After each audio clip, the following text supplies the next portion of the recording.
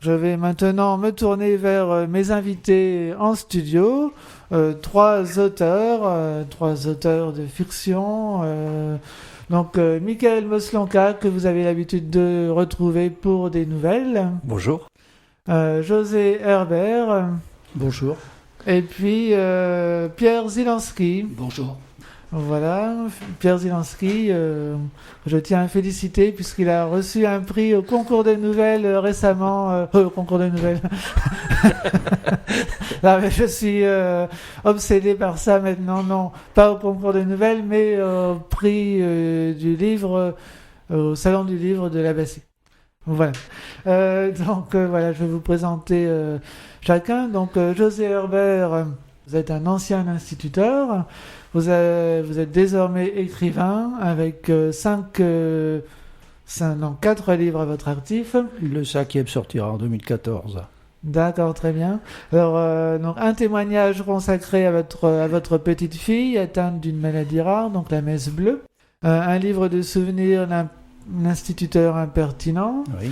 Et puis 2 romans dans un style loufoque où vous mettez en scène la mort. Oui, Samantha, oui. Voilà, Samantha, un beau nom pour la mort. La grande faucheuse et les chiens de Pavlov, qui est une satire de la société de consommation, on peut dire. Hein. Satire tout à fait loufoque, oui. Voilà. Michael Moslonka, vous êtes ex-éducateur spécialisé. Voilà. De plein temps actuellement dans l'écriture. Hein. Voilà, effectivement. Vous avez créé votre entreprise récemment, MM Faiseur d'Histoire. Voilà, tout à fait, oui, qui propose des ateliers d'écriture notamment. Voilà, et puis vous rédigez des courriers ou des biographies. Voilà, tout à fait, oui.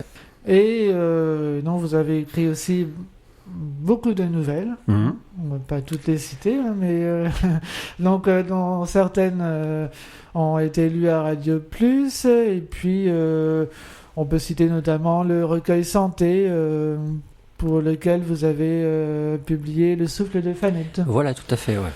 Et puis donc il y a eu des romans policiers, À minuit les chiens cessent d'aboyer et En attendant les vers, aux éditions du Rifle. Voilà, oui. Des livres jeunesse, L'enfant du placard, Elvis et la fille qui rêvait debout. Voilà, tout à fait, ouais. Aux éditions Saint-Martin. Et puis également un roman d'amour. Une nouvelle vie en Artois, tout à fait. Ouais. Voilà, une nouvelle vie en Artois, éditions Ravet Anceau. Voilà, mon côté tendre. Voilà.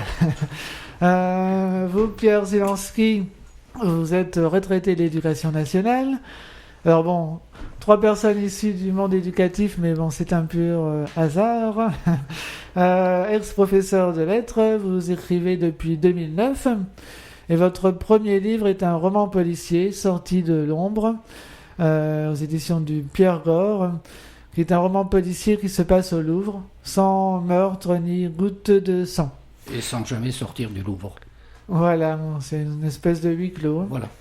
Il y a eu ensuite D'herbe et de paille aux éditions du Rifle, recueil de nouvelles, transposition de quelques-uns de vos textes pour la radio, puisque vous avez officié à la radio sur Canal FM, du côté de Maubeuge. Oui, jusqu'à juin dernier.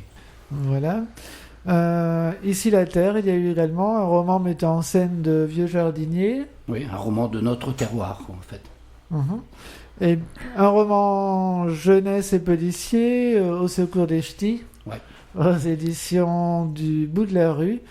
Et puis, tout dernièrement, cette année, Je marche, donc je suis, aux éditions du Rifle, qui raconte le parcours d'un homme sur la route de Compostelle. Hein, c'est bien ça ? Quelqu'un qui a fait l'aller-retour à pied depuis le nord, depuis la Vénois précisément, et qui a rencontré, entre guillemets, le monde entier sur les chemins. Ok, très bien. On va peut-être commencer à parler de l'écriture de fiction par définir les grands genres de la narration. On va voir un peu qu'est-ce qu'une nouvelle. Alors, je vois que Michael me sourit, donc il va pouvoir me dire qu'est-ce qu'une nouvelle. Ah, qu'est-ce qu'une nouvelle ? Moi, j'aurais plutôt répondu. Je répondrais plutôt à cette question par la question qu'est-ce qu'un roman en fait Un roman, c'est tout ce qu'on n'a pas pu mettre dans la nouvelle. Enfin, tout ce que moi, j'ai pas pu mettre dans la nouvelle. Donc, c'est-à-dire que la nouvelle, c'est quelque chose de court. Et si on veut mettre, si on aime comme moi mettre plein de choses, la nouvelle, c'est pas suffisant. Donc d'où j'aurais tendance à dire ma réponse, mais par exemple, à minuit les chiens cessent d'aboyer, à la base j'avais le synopsis pour une nouvelle. Finalement, c'est devenu un roman. Et puis, il y a aussi une question de poids. Une nouvelle, c'est quelque chose de court qui fait partie de notre vie dans un laps de temps également assez court. Tandis qu'un roman, c'est quelqu'un qui vous accompagne, alors une multitude de personnages, de lieux, qui va vous accompagner pendant 2 ans, 1 an. Et donc là, la présence est beaucoup plus lourde. Donc j'aurais tendance à dire que la nouvelle, c'est quelque chose de léger. Et vous avez commencé par la nouvelle ou... Ouais. J'ai commencé par la nouvelle, mais j'avais toujours plein de choses à dire. Et généralement, lors des concours de nouvelles ou des appels à texte pour des nouvelles, il y a un nombre de signes. Là, c'est ce qui va se passer. Et moi, je sais que je dépassais souvent ce nombre de signes. Donc, je faisais tout un travail où il fallait que j'enlève des parties. Et généralement, parfois, j'avais des nouvelles qui étaient refusées et on me disait, dans un des refus, on a l'impression qu'il manque des choses. Voilà. Ou alors, parfois, c'était, vous voulez en mettre beaucoup. Donc, c'est pas évident, la nouvelle, parce que surtout quand on a des idées, quand on a beaucoup d'idées, en fait. Quand on veut étirer cette idée jusqu'au bout, quand on aime ça, aller jusqu'au fond des choses, la nouvelle n'est pas forcément... Et c'est pourquoi aussi vous reprenez certains personnages de vos nouvelles. On retrouve certains personnages dans différentes nouvelles ou qui sont repris dans certains romans, lieux également. Oui, tout à fait, oui, parce que j'ai encore d'autres choses à dire en fait. Ouais. Mais c'est un exercice vraiment, je trouve très très intéressant et très formateur de commencer par la nouvelle pour arriver après au roman. Et vous, José c'est-à-dire une nouvelle, oui, c'est pas facile à écrire en fait. On croit que c'est facile parce que c'est court, mais non, c'est pas facile parce que en fait il faut se faire violence et il faut réduire ces paragraphes, il faut jeter à la poubelle tout ce qui n'est pas essentiel. Donc forcément, on est un peu frustré parce qu'on a des choses à dire, comme le disait mon collègue. Et non, il faut serrer les choses. Et il faut également rendre la nouvelle intéressante. Donc je vais placer l'idée de surprise. Pour moi, une nouvelle doit surprendre le lecteur. Et s'en tenir là, en fait.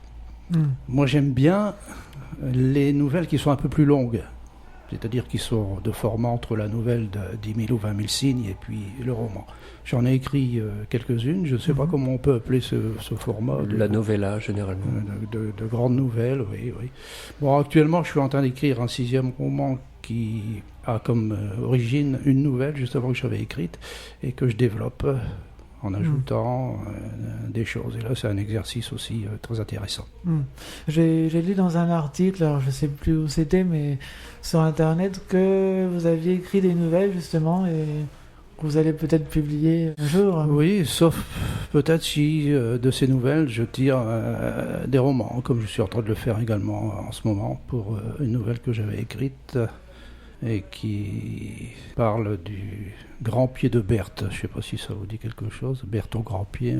Bon, actuellement, j'ai retourné le gant et j'appelle ça le Grand Pied de Berthe. Donc, ça part d'une nouvelle qui est bien structurée, avec des personnages bien typés. Et puis, je développe, je rajoute, suivant mon inspiration. C'est pratique parce que j'ai la trame de la nouvelle et maintenant, je brode tout autour.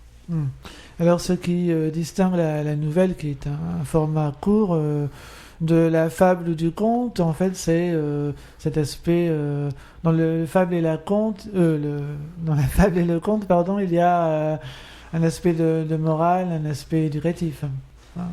Oui, c'est-à-dire symbolique. Le conte a une origine plutôt orale, à mon avis. Bon. Oui, c'est ça. Mais la nouvelle, elle est ponctuelle, disons. À mon avis. Il ne faut pas se contenter de dire beaucoup de choses, mais il faut prendre un élément et puis le développer. Mais il faut que ce soit aussi lisible, c'est-à-dire intéressant à lire et que ça procure du plaisir à son lecteur. Donc forcément, il faut qu'il y ait une progression, une chronologie, et des personnages qu'on imagine bien dans sa tête en lisant la nouvelle. Il faut qu'il y ait un début, une fin, un axe aussi, un peu comme un roman, mais tout évidemment en rétréci, en abrégé. Oui, avec peu de personnages. Et c'est pas facile, oui, c'est sûr. Et vous, Pierre, donc la nouvelle, en plus vous en avez adapté quelques-unes. Au départ, c'était prévu dès le départ pour la radio ou vous avez commencé comme ça? Non, au départ, j'ai commencé pour participer à des concours de nouvelles, comme beaucoup, comme je l'ai entendu tout à l'heure, quoi. J'ai participé il y a déjà une dizaine d'années à une trentaine de concours nationaux, quoi. Et bon, certains résultats m'ont encouragé, j'ai continué. Et ensuite, très vite, pour l'émission de radio sur Canal FM, qui se proposait de diffuser une de mes nouvelles toutes les semaines, 42 fois dans l'année, il a fallu alimenter le contenu, puisque ça devait être des nouvelles originales que j'avais écrites. Donc j'en ai écrit à peu près 120 petit à petit. Maintenant je suis écœuré d'en écrire. Mais 120 ça fait beaucoup, quoi, hein. Quand on les lit à la radio en 15 minutes environ, ça représente quand même des pages et des pages d'écriture. Mais bon, j'ai bien aimé. J'ai retrouvé des éléments concernants dans ce que je viens d'entendre de Michael ou de José Herbert. C'est vrai que la nouvelle, c'est pas commode. On a l'impression, je l'ai entendu ici, que On a l'impression que c'est plus facile que le roman, et puis finalement... À la limite, je dirais quelquefois, certains jours, c'est plus compliqué qu'un roman parce que justement, c'est court, quoi. Donc il faut peser chaque mot, il faut que chaque mot ait un impact, soit à sa place, soit vraiment à sa place. C'est aussi donc, plus que le roman, je crois, un exercice de langue, quoi, d'écriture. Parce que si on a 15 000 signes pour écrire, on n'en a pas 150 000, ça change tout. 15 000 signes, on va dire aux auditeurs, c'est à peu près 5-6 pages. Hein, oui, environ. C'est vrai que c'est relativement bref. Ce que j'aime bien aussi, et je l'ai entendu aussi tout à l'heure, c'est qu'il faut réussir à intéresser un lecteur en très peu de pages, quoi, en fait. Et jusqu'au bout. Quelque chose qui n'a pas été dit tout à l'heure, il me semble, c'est que dans les nouvelles que j'ai essayé d'écrire, quand j'ai pu, parce que quelquefois j'y suis pas arrivé, j'ai essayé à la fin d'introduire ce qu'on appelle une chute. Une chute, c'est-à-dire le moment final d'une nouvelle où le lecteur ne s'attend pas à ce qu'il lit, quoi. Il se fait piéger dans la dernière minute de lecture. C'est aussi le principe d'une nouvelle à chute, quoi. Donc j'ai bien aimé cet exercice-là, mais bon, pour l'instant, j'en suis un peu gavé. 3 de ces nouvelles ont servi quand même à écrire 3 romans qui sont parus. Comment lutter contre les blocages psychologiques par exemple, certains vont dire « je n'ai pas de talent » ou « je n'arriverai pas à écrire comme tel écrivain que j'aime bien ». Enfin voilà. Comment on fait pour se dire « moi aussi, je peux y aller » Disons que c'est vrai, il existe une certaine timidité face à l'écriture. C'est ce qu'on ressent déjà quelquefois dans les salons quand on discute avec les gens. C'est un exercice qui est plutôt ardu pour les gens. Ils ne veulent pas écrire à un écrivain. Moi, je demande toujours à mes lecteurs de m'envoyer un petit mot par le biais d'Internet pour savoir un peu ce qu'ils pensent de ce que j'ai écrit. C'est important. Mais il n'y a jamais de retour. Enfin, je ne sais pas si vous, les collègues, si pour vous c'est pareil, mais moi j'ai rarement, je ne peux pas dire jamais, mais rarement. Donc les gens n'aiment ou ne veulent pas, ils ont une certaine appréhension par rapport à l'écriture. Et d'un autre côté, je me suis laissé dire que chez nous, dans notre pays, il y a pas mal de manuscrits qui traînent dans les tiroirs.